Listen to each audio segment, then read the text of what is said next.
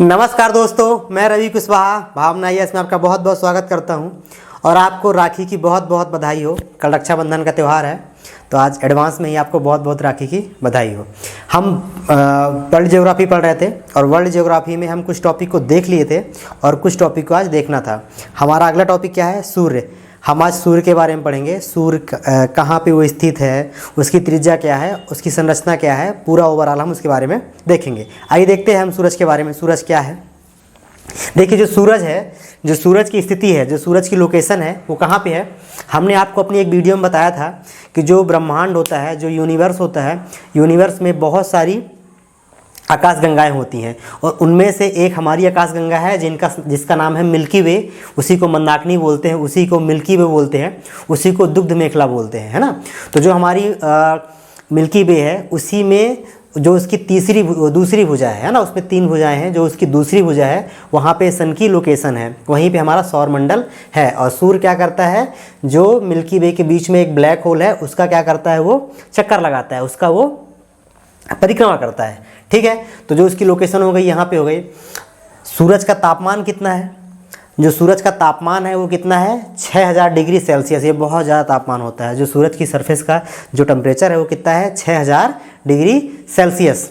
ठीक है, और जो सूरज की आयु है भाई, इसकी भी तो एक आयु होगी। हमने जब तारों वाले चैप्टर में पढ़ा था कि तारे बनते हैं और फिर नष्ट हो जाते हैं, तो ये भी सूरज भी एक तारा है, ये भी कभी ना कभी बना होगा। तो सूरज की जो आयु है, जो प्रेजेंट टाइम पे, वो कितनी है? 4.5 अरब वर्ष। कितनी है? 4.5 अरब वर्ष। जो कि क्या होता है, आधी इसकी आयु है, आधी निकल चुकी है और आधी ही आयु और बची है। मतलब कि अभी वो इतना ही और जिएगा। देखिए क्या होता है, जो ये मिल्की वे होती है, जब कोई नया तारा बनता है, वो इसकी तीसरी भुजा में बनता है और फिर वो धीरे धीरे चलते चलते कहाँ पहुँच जाता है? ब्लैक होल में। यहाँ बनता है तीसरी भुजा में और जाके ब्लैक होल में ख़त्म हो जाता है। तो ये जो हमारा सन है वो अभी कहाँ है? बीच में है। मतलब यहाँ कहीं बहुत पहले बना होगा और बीच में आके क्या हो गया? अभी बीच में है और आगे चल के ये कहाँ पहुँचेगा? जब ये इतने साल और जी लेगा तो फिर ये भी जाके कहाँ? ब्लैक होल में मिल जाएगा, है ना। तो ये हो गया इसकी बात। देखिए त्रिज्या क्या है? सूरज की जो त्रिज्या है वो कितनी है? 6,96,000। कितनी है? 6,96,000 किलोमीटर क्या है इसकी त्रिज्या है, रेडियस है। कि जो पूरा सूरज होता है, जो उसके केंद्र से बाहर तक की दूरी है, रेडियस है, वो कितनी है? इतनी है। इसका परिक्रमण काल कितना है? परिक्रमण काल किसकी बात कर रहे हैं हम? जो सूरज है, वो जो अपनी जो मिल्की वे है, उसका एक चक्कर लगाने में कितना टाइम लेता है? जो सूरज है वो अपने मिल्की वे का चक्कर लगाने में 25 करोड़ वर्ष। कितना लेता है? 25 करोड़ वर्ष। ये बहुत ज़्यादा समय होता है और इसी को क्या बोलते हैं? ब्रह्मांड वर्ष बोलते हैं। क्या बोलते हैं इसी को? इसी को बोलते हैं ब्रह्मांड वर्ष बोलते हैं। ठीक है ना। और आपको एक बात पता ही है कि जो सूरज की किरणें हैं, वो सूरज से लेकर पृथ्वी तक आने में कितना टाइम लगता है? 8 मिनट और 20 सेकंड लगता है ना। जो सूरज की किरणें हैं, सूरज से लेकर पृथ्वी तक आने में जो उनका समय लगता है, वो कितना लगता है? 8 मिनट और 20 सेकंड। ठीक है ना। ये सूरज की किरणों का पृथ्वी तक आने का समय हो गया। ठीक है, आइए देखते हैं थोड़ा सा इसके बारे में और जानकारी करते हैं सूरज के बारे में। जो सूरज होता है, जो सन होता है, ये मेन 2 गैसों से मिलकर बना होता है। सूरज में 74% क्या होती है? हाइड्रोजन होती है। क्या होती है? 74% हाइड्रोजन होती है और 24% क्या होती है? इसमें हीलियम होती है। और इसके केंद्र में क्या चल रहा होता है? नाभिकीय संलयन चल रहा होता है, जिससे क्या होता है? हाइड्रोजन जो होती है वो हीलियम में कन्वर्ट हो रही होती है। तो हमने क्या बताया आपको कि हाइड्रोजन 74%, हीलियम 24% और अन्य जो गैसें हैं वो कितनी हैं? 2% मिला के, मतलब 2% अन्य गैसें हैं। जो मोटा मोटा है हाइड्रोजन और हीलियम ही बहुत ज़्यादा सूरज में है। ठीक है, अब सूरज में कौन सी प्रक्रिया हो रही है? जो सूरज का केंद्र है, जिसे हम क्रोड कहते हैं, वहाँ पे क्या होता है? जो हाइड्रोजन होती है वो हीलियम में कन्वर्ट हो रही होती है। हाइड्रोजन जो होती है वो हीलियम में कन्वर्ट हो रही होती है। किसके द्वारा? नाभिकीय संलयन के द्वारा, न्यूक्लियर फ्यूजन के द्वारा क्या हो रही होती है? कन्वर्ट हो रही होती है। हाइड्रोजन कन्वर्ट होती है हीलियम में और बहुत सारी एनर्जी रिड्यूस होती है, बहुत सारा प्रकाश निकलता है, बहुत सारा तापमान निकलता है। तापमान और ऊर्जा, जो हमारे यहाँ तक तापमान आता है, जो प्रकाश आता है, वो इसी के द्वारा आता है ना। तो यहाँ पे छोटा सा एक कॉन्सेप्ट ये भी देख लेते हैं कि क्या होता है नाभिकीय संलयन और क्या होता है नाभिकीय विखंडन। आपने केमिस्ट्री में पढ़ा होगा, एक होता है नाभिकीय संलयन न्यूक्लियर फ्यूजन, एक होता है न्यूक्लियर फिजन होता है। तो नाभिकीय संलयन में क्या होता है, दो परमाणु क्या होते हैं, जुड़ के तीसरा परमाणु बनाते हैं।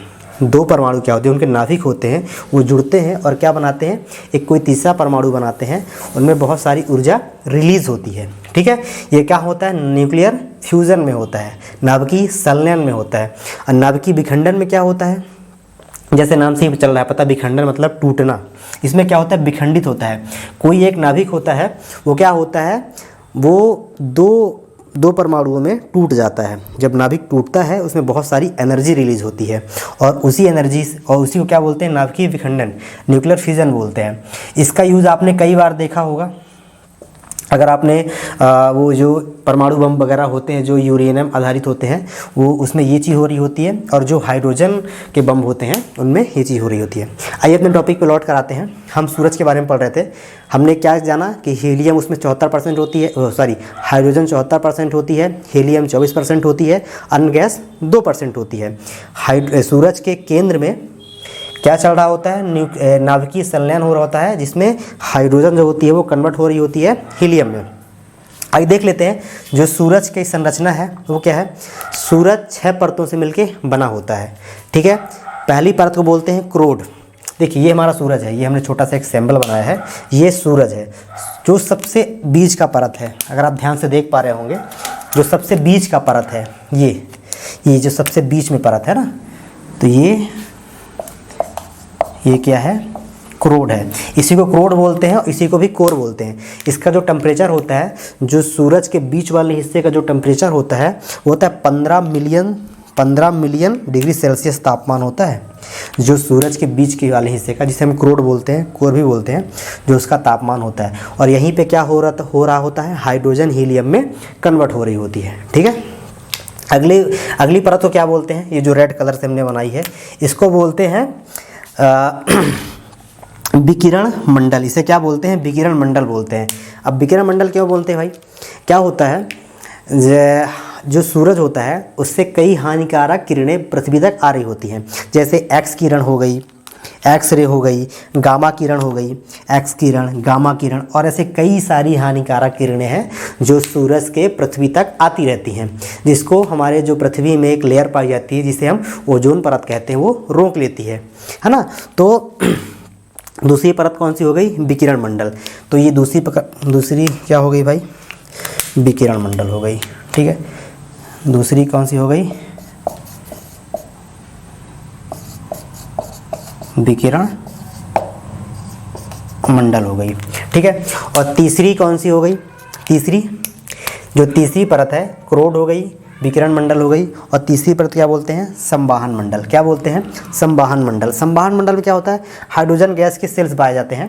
ये जो तीसरा है, इसमें क्या होते हैं, जो हाइड्रोजन गैस है उसके छल्ले, उसके सेल्स, उसके बबल्स पाए जाते हैं। ठीक है ना, तो ये कौन सी हो गई, ये तीसरा क्या हो गया, ये हो गया संवाहन मंडल।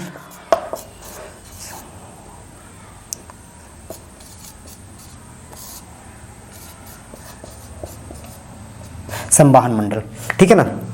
तो ये क्या हो गया, ये हो गया संवाहन मंडल। ठीक है ना, ये तीसरा हो गया। और चौथा इसमें वो कौन सा है, देखिए पहला हो गया क्रोड, दूसरा हो गया विकिरण मंडल, तीसरा हो गया संवाहन मंडल, चौथा होता है प्रकाश मंडल।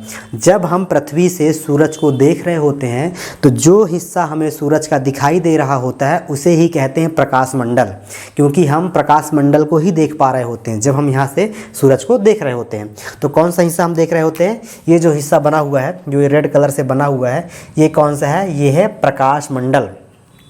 ये कौन सा है, ये प्रकाश मंडल है। इसके बाद ये वाला प्रकाश मंडल है, ये हो गया क्रोड, इसके बाद हो गया विकिरण मंडल, ये वाला हो गया संवाहन मंडल, और ये ब्लैक वाला क्या हो गया, ये ब्लैक वाला हो गया प्रकाश मंडल। जब हम यहाँ से देख रहे होते हैं तो हमें यही हिस्सा दिखाई दे रहा होता है।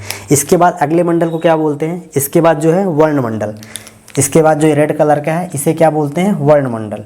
अब वर्णमंडल क्या होता है, जैसे हमारे पृथ्वी का एक एटमॉस्फेयर है, एक आवरण है जिसमें बहुत सारी गैसें पाई जाती हैं, ऐसे जो सूरज है उसका भी एक वायुमंडल है, उसका भी एक एटमॉस्फेयर है।